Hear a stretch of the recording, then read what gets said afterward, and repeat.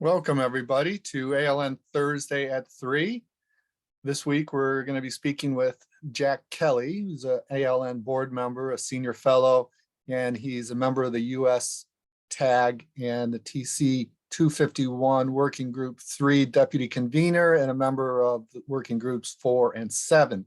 And this is really important because we're seeing the ALN as helping to rapidly deploy best practices.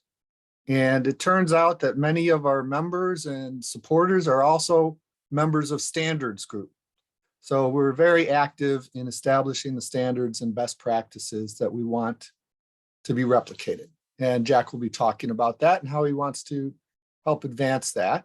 But first, we'd like to thank our ALN Platinum organizational member, Onuma Inc., who is also the sponsor of this week's program. So thank you very much for the Platinum membership. And to our patron members, Jacobs Definitive Logic and ABS Quality Evaluations, we appreciate your support and contributions of intellectual property and lively discussion.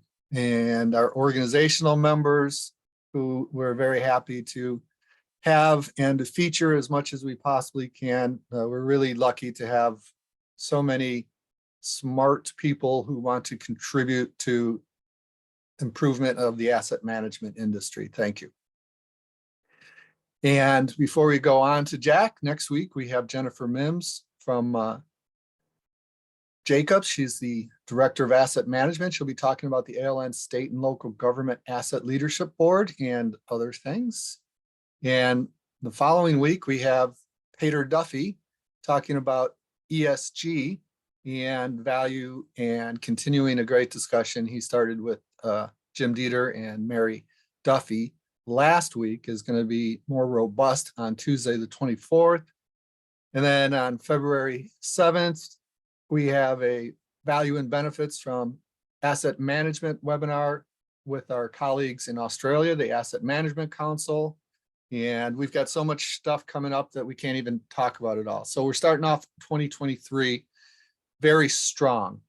And talking about very strong, Jack Kelly, who wouldn't know it, but is a black belt. Jack, is that correct? Yeah.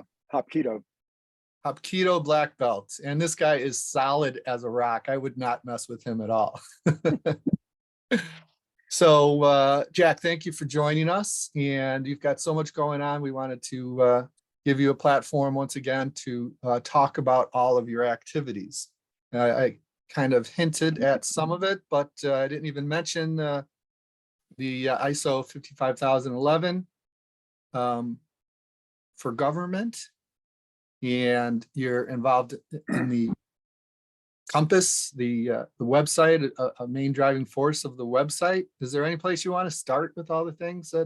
Let me start with the campus website. I mean, that the two things that we had talked about, me discussing, were our progress in that the website that the ALN is hosting on behalf of the US TAG, and that's a website that's intended to showcase originally intended to showcase United States organizations that were on the asset management path.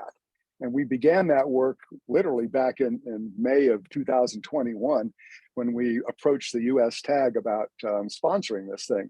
And by September, we actually had an agreement to go forward. And by November, we had our first version of it, our test version of that website, thanks to the phenomenal work of our technical director, Nick Noki. Thank you for putting that up. So that's a website that was, as I said, was intended to have people who are on the asset management journey sign up and become part of a directory. It's also like a central repository, or I should say more of a switching station that links to a whole variety of asset management resources. And so these asset management resources, the idea was that we want US organizations who are on the asset management journey, not only to post the fact that they're on that journey, but also have access to information to help them progress even further. So this has been up and running for quite a while. We last summer we decided, or US TAG decided, that it wanted to do two things that caused us to have to redesign this. The first thing was we wanted to the TAG wanted to make this website self-sufficient.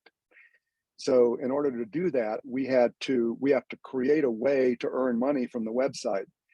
And the way that we chose to do that was we're going to be a lot more disciplined, if you will, about the organizations that are listed on the website. Right now, we have a combination of organizations that are actually asset owning and operating organizations that are on an asset management journey. We also have some consulting companies that are helping them. And there was the lack of clarity about whether that was appropriate or not, but we're going to be clearing that up in the next release of the campus website. The other thing is we started getting a few, surprisingly, not some international organizations signing up, and the US TAG has decided that that's fine. So we're going to be, the changes that are in progress to the website right now are going to have a way to register for two directories: a campus directory if you're an asset owner operator, and the asset management services directory if you're a consultant who wants to be on that directory. And consultants will have to pay to be on that directory. And then we're also going to, so organizations, international organizations will follow the same rules, but they'll be listed on it. So we've got a pretty advanced version of the new organization up and running and in testing right now. I'm going to be convening I'm now the chair of Mirror Committee 3 of the US TAG, which is responsible for overseeing this activity. Yvonne Carney had to move on. She done a wonderful job of chairing that activity and for many, many, many months, but has taken a new job and it won't be as available to do that.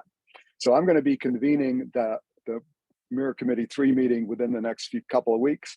And we're going to make some decisions on the website, and hopefully we'll begin transitioning, within a month or two to the new website. So that's where we are there. Excellent. I think that is a stupendous activity. And it shows leadership in how other tags, national tags, can help promote the use of a structured approach to asset management, ISO 55000, and get the spotlight on those who are doing it and the successes they are gaining. Because we haven't come across anybody who has said, I looked at ISO 55000 and it sucks. We aren't doing anything any better. And it's just, what a load of crap it is. Everybody talks about how they benefit. So it's good to give a platform for that. Well, the other thing is that what we're doing is getting international attention. I mean, I briefed the working group 3, which is the communications working group of TC 251, on this regularly, and they're very interested in it. It's, if we're as successful as I hope we'll be, we might, kind of to your point, we might be a prototype for other national mirror committees to use in doing the same thing. And I can report back from Working Group 3 meeting today is that there's the Dutch National Mirror Committee and the English National Mirror Committee are starting to engage organizations in their countries more. They're not setting up websites yet, but they're starting to get more information about the organization's position on the asset management path than they have gotten in the past. So that's I think, a very promising international trend. Yeah, that's good. They are both leaders and have quite a few organizations following this path. So now let me get to the fun one, which is ISO 55011, which is, as some of you may or may not know, is really trying something really, I guess I would have to say, ambitious. It started out back in 2017. Working Group 7 was formed in 2017, and Jim Dieter and Jack Dempsey were both really important leaders in getting that started. And the goal of it was to basically take asset management to a national level. And the approach that they started out with was, let's see if we can't come up with a standard or document, an ISO document, that would motivate government policymakers to create government policies that somehow supported asset management. And as a longtime federal policymaker, I thought, well, the way it's drafted right now is not likely to work. I mean, frankly, the idea that the Office of Management and Budget where I worked, there was no way OMB was going to accept outside influence on the policies it created. Just not happening. So when I finally joined Working Group 7 back in December of 2020, they had already kind of moved off of that approach and were exploring a new approach that seemed to me to be much more promising. That new approach was based on something that I'd never heard of before, the concept called the enabling environment for asset management. I had no idea what that was. And so for the last couple of years, I've spent a lot of time trying to learn more about the intention of the standard and how it can be successful. And so I'm gonna touch on a couple of highlights that I find interesting, and I hope people might find interesting too. So the first thing is, when you look at the TC 251 documents, remember TC 251 is the ISO technical committee responsible for asset management policies. So when you look at those documents, there's a suite of them. And the foundational documents are ISO 55000 and 55001. 55000 talks about the terms and definitions, concepts, principles. 55001 are the requirements that organizations have to meet in order to be certified compliant with the asset management standard. So all of the other documents in the series are written with those foundational documents in mind. And what happens is when there are a couple of throwaways, I say throwaway is a bad word, sections of the standards that don't get as much attention as other sections. One of them is the introduction section, which has the purpose, the relationship to other standards, the target audience, and so forth. Those are all really important. And the relationship to other standards is the first one I want to talk about, because there's been a presumption all along, and this is including the design specification on the version of the standard we're working on now, that this is just another one of the TC 251 standards, and it's like it has the same relationship to the foundational standards as the others do. In other words, when in the section that talks about relationship to other standards, it simply lists 55000 and 55001 and says, these are. The truth is, or at least my version of the truth is, that TC 55011 is fundamentally different from ISO 55000 and 55001 and the other TC 251 standards. And it's fundamentally different in the following way. All of the other standards are focused on how organizations need to organize their internal policies and change their internal behaviors to be successful at adopting asset management, as it's laid out in ISO 55000. 55011 is focused on how organizations need to adjust their behaviors in dealing with other organizations to address asset management, for those other organizations to address asset management. External influences. Right. And so those external influences are in this document.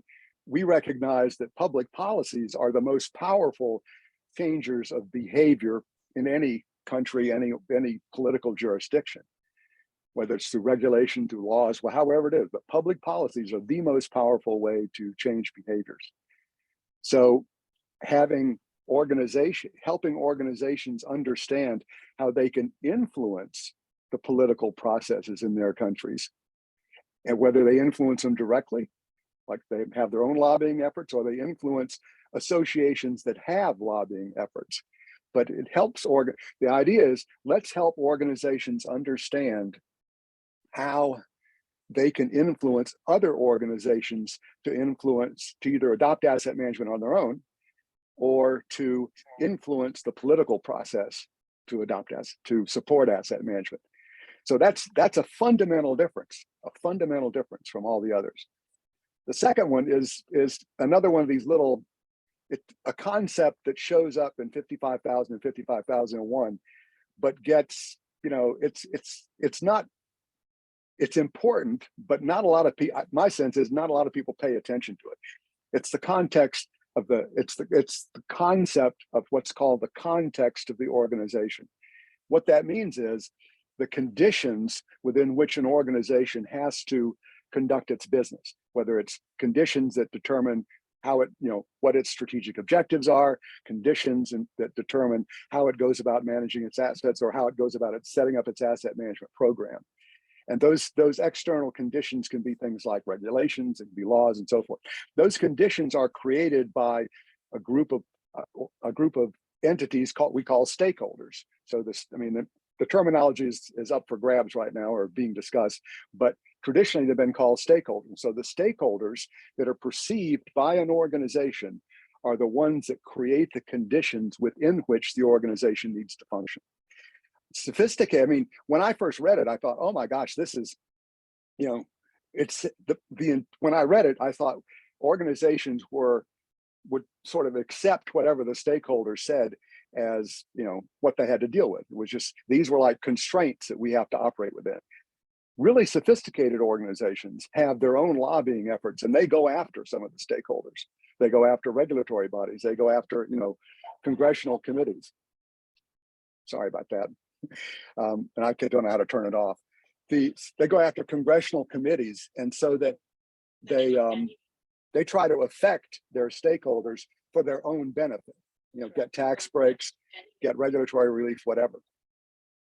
So ISO 55011 takes the context. I wish I knew how to stop that. That's quite all right. We hear you more. Yeah. Okay. So the ISO 55011 takes the concept of the context of an organization, but instead of looking at it from an organizational perspective, like a bottom-up perspective, it looks at it from a top-down perspective. What it realizes is that a lot of stakeholders let's say a manufacturing company or an electric utility would look at are common across the whole country. So in other words, when you look at it from the top down, what you see is groups of stakeholders that are common. They may be, their specific ones might be recognized by some companies, not other companies, but they are common in terms of their thing. And I'm talking about things like on the non-government stakeholders, or things like lending organizations, unions. I mean, there's a whole bunch of them. And so, and then we also separate out the stakeholders looked at from the top down. Let me back up. I've gone too fast. When we look at stakeholders from the top down in ISO 55011, we call them participants. They are participants in the enabling environment. The external context of all of the organizations in a country are considered the enabling environment. And in this case, what we care about is the enabling environment for asset management. So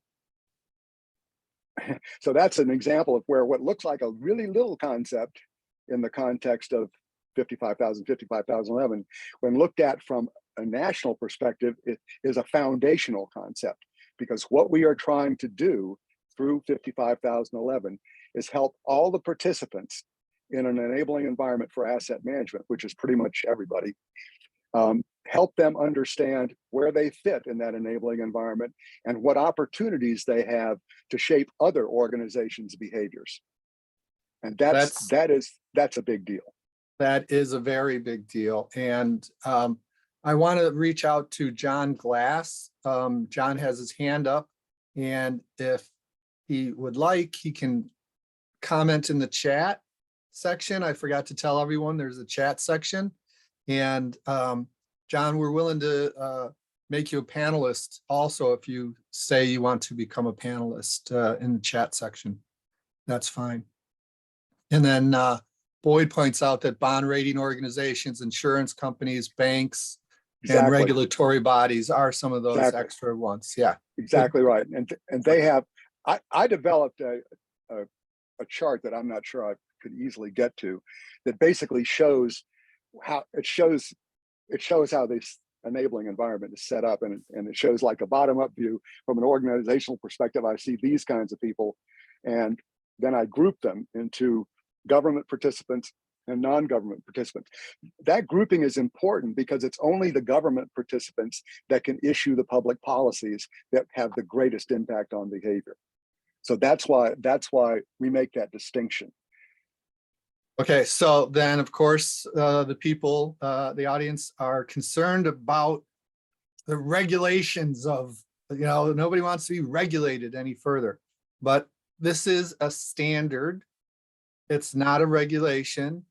If a company, if a government entity, a nation, a county, a state, a municipality wants to adjust their acquisition regulations, they can do so. Right.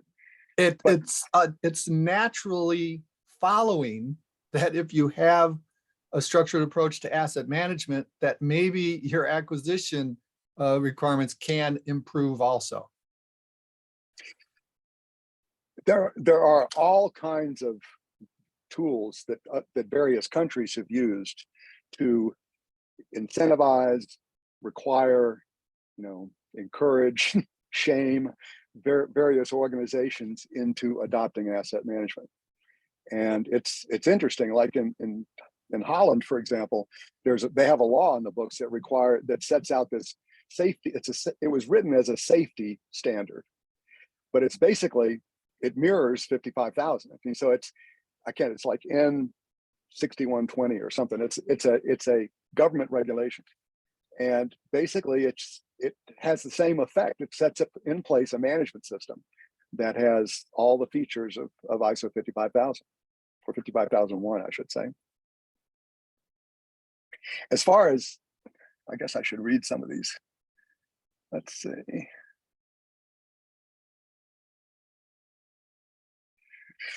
So it's one of the things the latest version of the standard includes a really amazing case study from Australia.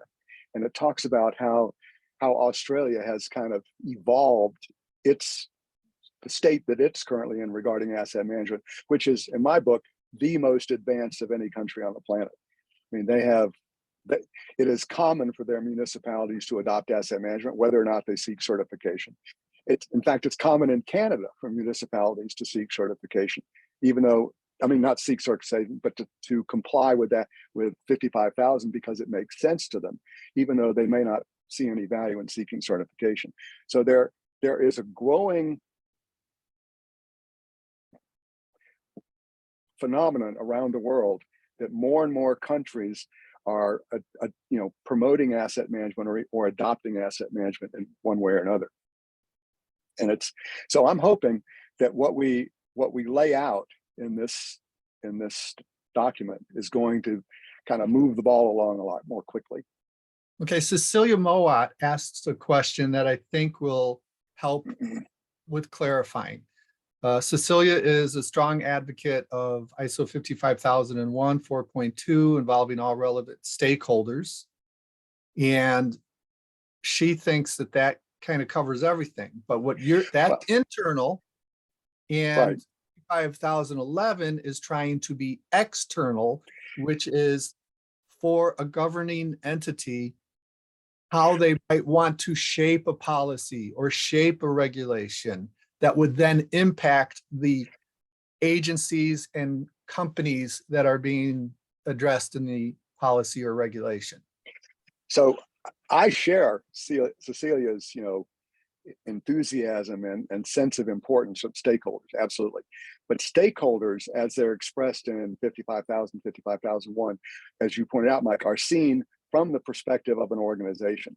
And when you look at stakeholders from the top-down perspective, what you see are organizations that, in addition to that are participants in the enabling environment, that don't show up as stakeholders in any individual organization, but they influence the stakeholders.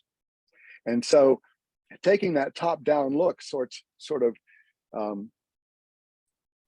reveals relationships that you can't see from the perspective of an individual organization. You have to see those relationships from a national perspective. Yeah, and it goes back to the origin of ISO in the 50s And I simplify it by saying people in different countries wanted to make things and wanted to make sure that the parts fit together in a consistent manner, so that the screw threads were the right dimension and the Right. sizes, things were right, and formulas.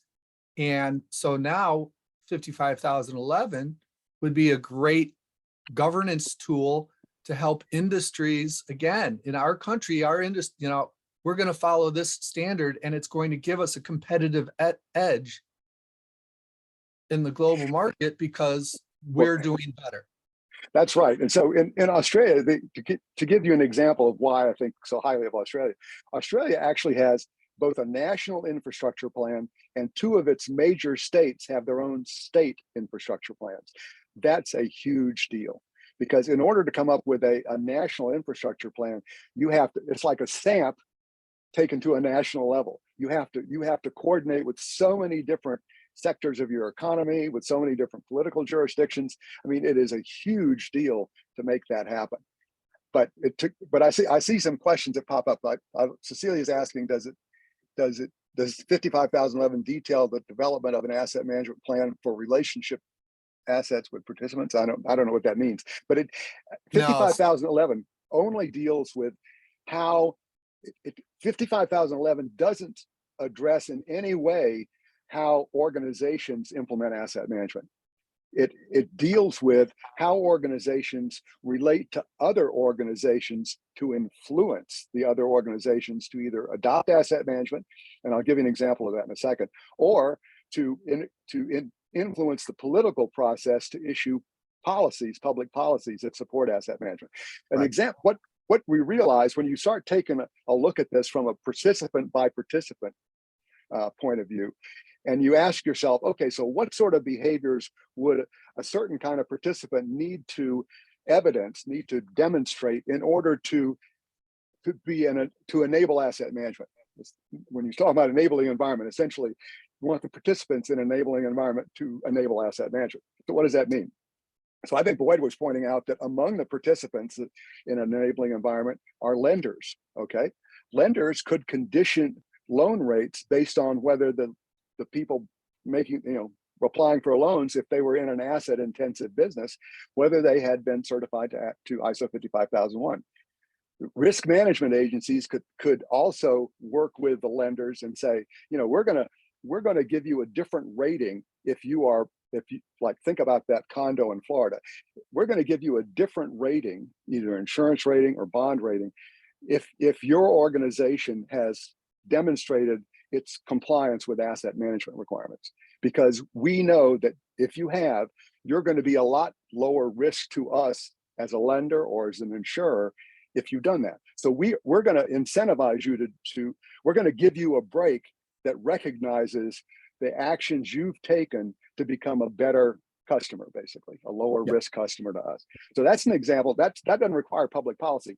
That just requires organizations to be aware that they have that opportunity, and it may be in their best interest to require their business partners to demonstrate awareness of asset management and adoption of asset management.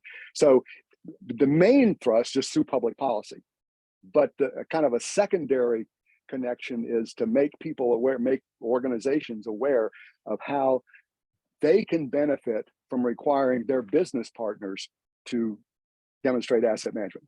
That's also a supply chain issue. So Jack, you've got everybody riled up, and I can't end. I don't want to end this, but what I'm going to do. So Boyd said it's not important. I don't. So, 1 second, Jack. What I'm going to do is wrap up. Okay. For people who have to leave, we want to respect those, who have time limitations. And then we've got a special guest who's going to join. And once again, thank you, Jack Kelly, for this and for all you do for the Asset Leadership Network and the asset management industry globally. Thank you to Onuma Inc., who is sponsoring of this this week's program, and to our patron members, Jacobs Definitive Logic and ABS Quality Evaluations. We see some of you ABS people out there. Thank you. And our organizational members, Thank you. And next week, one of our patron members, Jennifer Mims, Director of Asset Management at Jacobs, will be talking, and she'll be talking about ALN State and Local Government Asset Leadership Board, which might be very interested in 55,011. And then special program on Tuesday, 24th of January. So please mark that on your calendar too. So with that, I want to bring on Jim Dieter.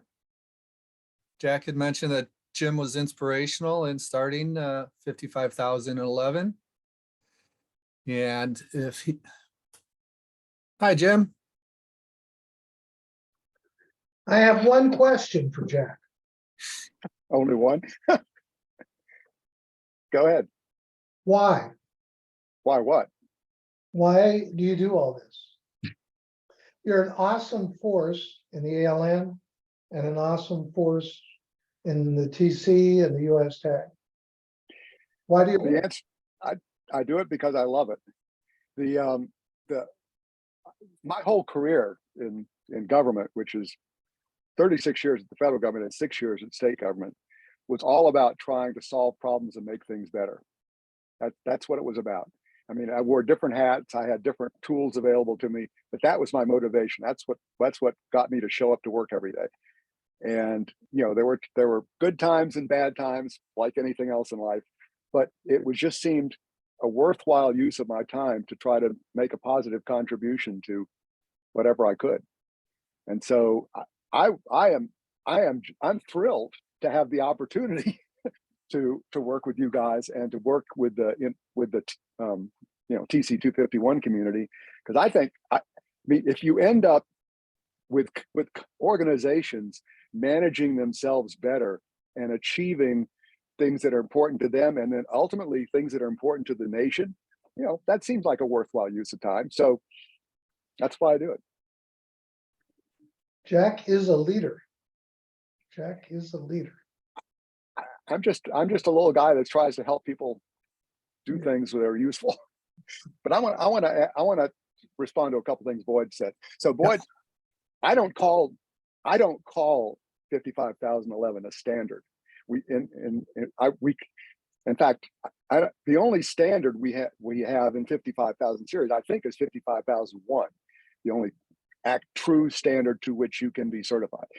The others are all different kinds of guidance documents, and that's all. 55,011 is a guidance document. It's not enforceable, although frankly, it's not enforceable in the usual, in like a legal sense.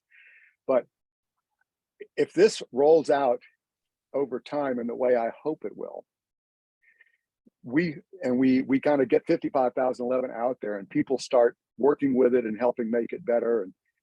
And then there's another, you know, there are a whole lot of concepts that come out of the 55,000 world that I think are really helpful here. One of them is maturity. So there should be a way, and whether the US tag would take a lead on doing this for the United States, or whether, you know, one of the TC 251 working groups would want to take a lead on this, or maybe each working group would take a lead. But the opportunity to develop sort of a maturity model for countries on the extent to which the countries have adopted asset management is an idea that I think is worth exploring further down the road. And that's a way. I mean, that's not enforcement in the traditional sense, but it can be a big influencer if a country says, well, you know, yeah, we're doing great and you're not, you know. So Obaid Shah also has a very good comment that Ontario has requirements for 455 municipalities to have an asset management plan.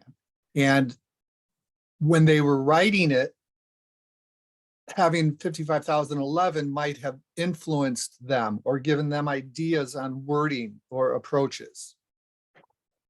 Well, that's the idea. I mean, one of the things that I have been looking to the case studies for, and I think the Australian one, that I think they all actually have useful things to say, but the ideal case study to me would have been one that said, okay, here's how we got started, and here's how we started influencing the political process so that, you know, the political process is much more supportive of asset management.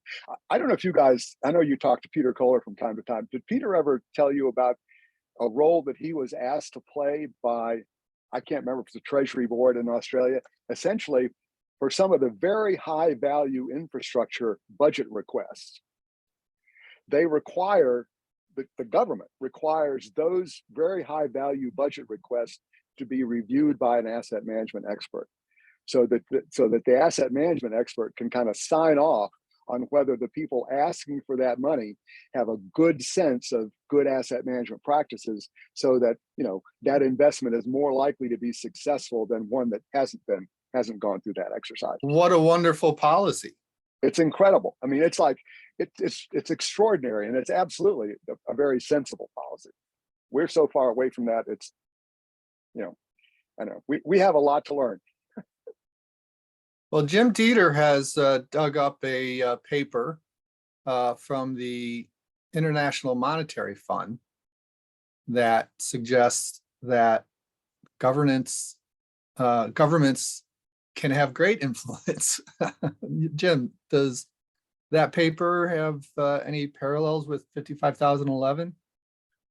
Well, sure. It's, you know, Dog Detter was one of the authors, and it was the reason I found out about it was an article referenced in an article about the top 10 articles posted by the International Monetary Fund in 2022. And the third most popular one was this one about assets.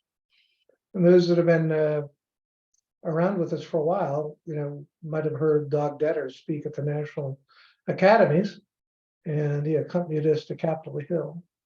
He was a little frustrated that we couldn't change the world in 2 days, but as we all are. But So I see a couple of things in the chat that I'd like to respond to. One is I love Cecilia's question about, is there an aspect of guidance for ESG policy that's being explored?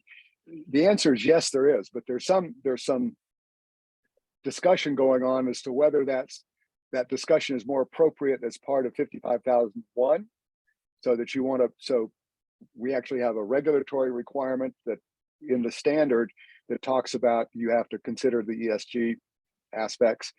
But frankly, I'm happy to see it mentioned both places. I don't think it has to be an either or, but there is a conversation going on right now whether it's appropriate to continue having 55,011 address ESG in some way, or just have, you know, it has to,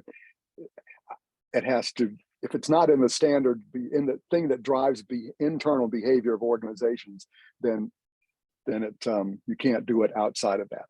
I disagree. I think you absolutely can put that stake in the ground from a government-wide perspective through 55,011. I don't think you have to rely on whether it makes it into the organization-specific stuff or not. But that's just me. The other, I love. Let me jump in for a second and say Sure. that Obaid's comment, I think, is one that, you know, I run into repeatedly everywhere I go, and that's I would characterize as the difference between sort of bottom up and top down approaches to asset management. You know, a lot of places are like, well, we need to know what our inventory is, or we need to worry about maintenance, you know, and then they find out about asset management, expand up from there, and the focus is on preserving value, in the very appropriate words of Peter Dovey.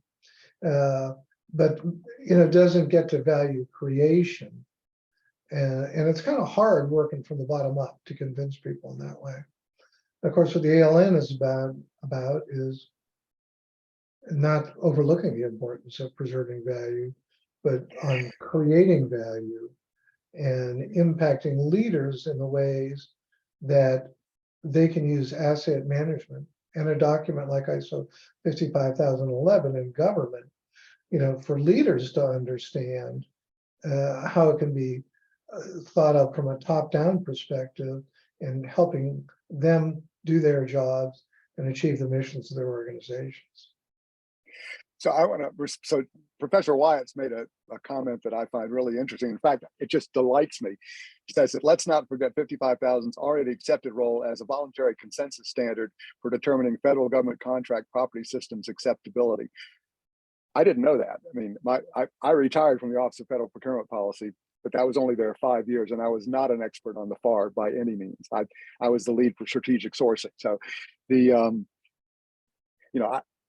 I don't know what's in the, but I'll tell you something about voluntary consensus standards. And Jim and Mike have both heard me complain about this for quite some time. So OMB actually has a circular, OMB Circular A119, that requires agencies to adopt voluntary consensus standards in lieu of their own agency unique policies, unless there's a compelling reason to pick an agency unique policy over a voluntary consensus standard. The only person in OMB who, as far as I can tell, is even remotely aware of that OMB circular is the OIRA desk officer who every few years has to update it. I think it would be I think if the management side of OMB, where I worked management side half time, budget side the other half, but if the management side understood the power of enforcing that standard on its ability to influence in a positive way the management across the federal government in important areas like asset management, then they can make so much more progress than they've made to date. I mean, they really, I mean, the fact that OMB itself ignores its own circular is just appalling. And one of the several things that I'm not proud about of my former organization. But through your former organization, you did some tremendous good for the country. So we thank you for that. Well, I do what I can. And Jim, unless you have any other questions, or Jack, if you have any final statements. The only thing, my only final statement is, I really, first of all, I appreciate everybody who's on the call, and I value the opportunity to learn more about these things. And so if you have any, second thoughts, other perspectives, other, things that I haven't talked about that you feel I should have talked about in this context, please let us know, because this is the way we all get better, as we listen. Should I share your email address, or just have them email info@assetleadership.net? No, Jay, it's simple. I'll put it in the chat. Okay.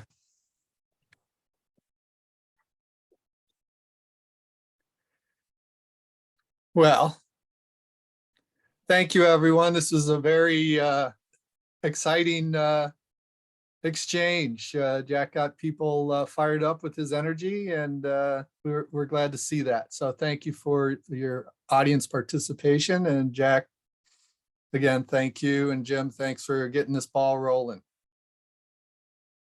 Bye, everyone. We'll see you next week when we talk with Jennifer Mims. Bye-bye.